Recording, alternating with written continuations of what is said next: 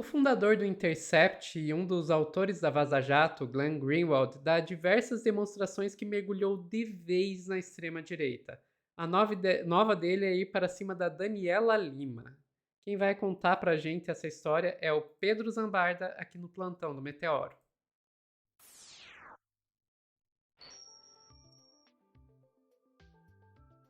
Pedro, vamos lá. O Verdovaldo contra Dani Lima. Eu já sei de que lado eu fico nessa história. Considerando que agora ele elogia até a revista Oeste, né, Sofia? Eu não chamava ele de Verdevaldo, eu defendia o Glenn, né? Mas. E acho que tá faltando serviço pra ele, viu, Sofia? Porque deve estar faltando serviço sobrando dinheiro, né? Porque ele se preocupar com a entrevista que o Lula deu. O Glenn entrevistou o Lula, não sei se vocês lembram. Na época de começo da Vaza Jato. Será que o Glenn chamaria o Glenn daquela época de jornalista?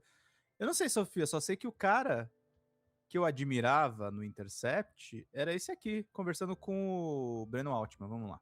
Recebeu devido processo, no sentido que ele foi processado, ele tinha advogados, ele foi para um tribunal que condenou ele de cometer crimes, depois o STF afirmou, vários outros tribunais também, mas mesmo assim, a reclamação que eu tinha como jornalista no Lava Jato é que ele nunca recebeu um processo justo, porque a evidência que conseguimos divulgar mostrou que o tempo todo o juiz estava conspirando com os procuradores para tentar condenar Lula. Então, foi corrupto o tempo todo esse processo. Foi corrompido desde a começa. Então, qual valor teria para eu ficar aqui falando acredito que Bolsonaro é culpado, acredito que essa pessoa participou no golpe, quando vamos ter um julgamento no tribunal, e eu acho que os julgamentos e tribunais são cruciais para uma democracia. Pessoas não deveriam ser condenadas com vazamentos na mídia, nem redes sociais, e isso era minha defesa do Lula. Então, Glenn, mas não teve vazamento no caso do Bolsonaro. Ele tentou dar um golpe e ele foi condenado, Sofia. Uhum. Ele tenta fazer o tempo inteiro uma falsa equivalência, chamando o Moraes. É Glenn Grindelwald, né? Lembrando o personagem do Harry Potter, né? É o traidor mesmo.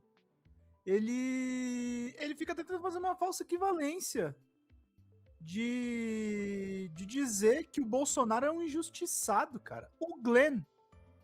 E é o que a gente comenta nos bastidores, né, Sofia? Deve ter muito dinheiro dos trumpistas por trás disso. Muita grana. Naquela plataforma Rumble. Tem alguma coisa muito errada com esse cara. Vamos então para o ataque que ele fez a Daniela Lima, foi no X. O DCM deu uma resumida aqui. Glenn Greenwald ataca a Daniela Lima após entrevista com Lula. Ela não é jornalista, segundo ele.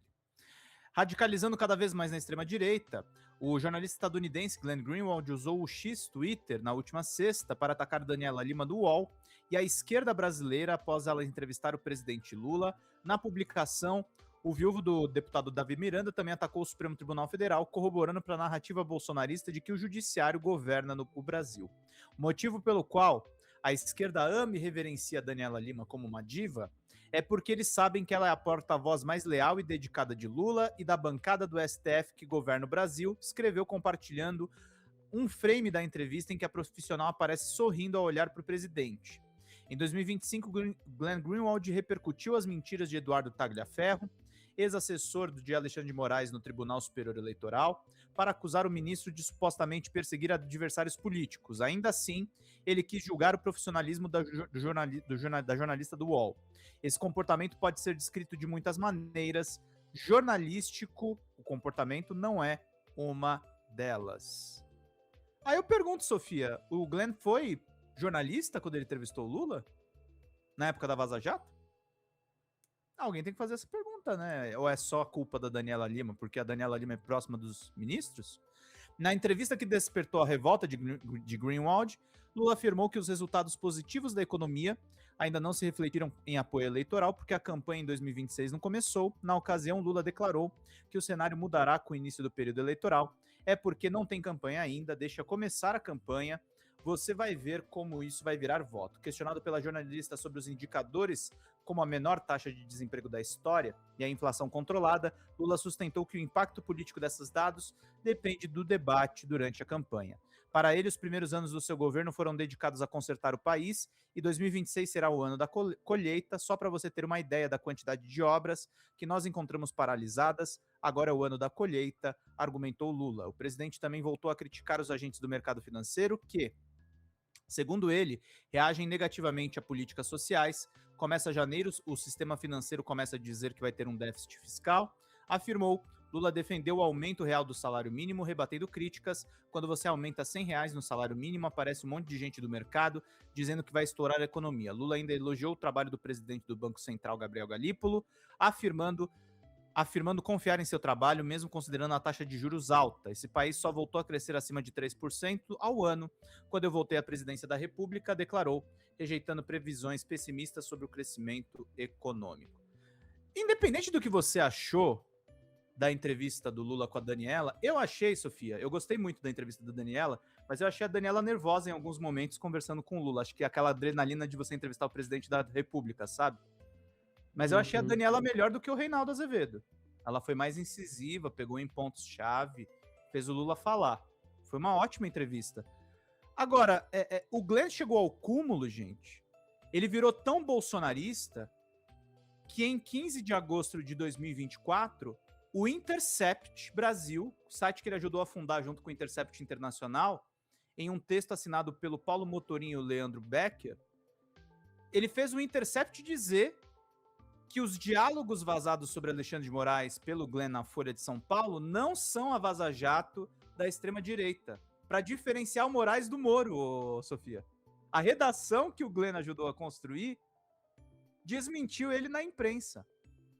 Ele tá com uma baita dor de cotovelo, gente. Ele tá muito frustrado e aí descontando e atacando, que é um ataque que interessa, sem dúvida nenhuma, a extrema-direita.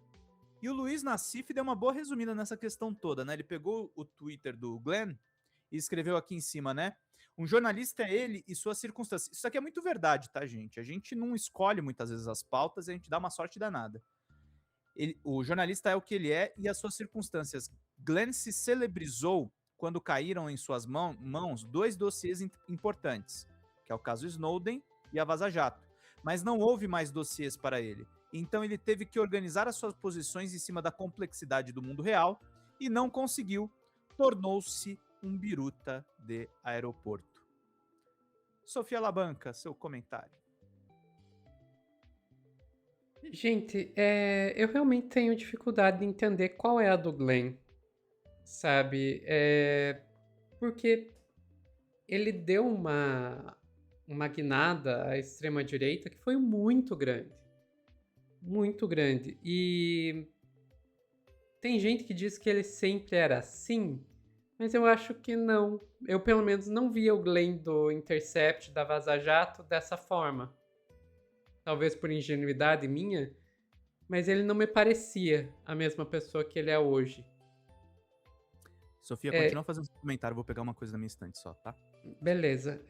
Então, é uma coisa que, sim, que eu realmente não vejo ele da mesma maneira. E eu não consigo entender onde que foi esse ponto de virada, se é uma questão por dinheiro, se é uma questão por fama, se é uma questão realmente ideológica, que ele deu uma guinada aí, eu não sei. Mas que mudou, mudou. Leiam esse livro aqui, tá, gente? Vaza Jato, os bastidores das reportagens que sacudiram o Brasil, é da Letícia Duarte e da própria redação do Intercept. Tem uma briga, que é narrada aqui no livro, entre o Demore e o Glenn.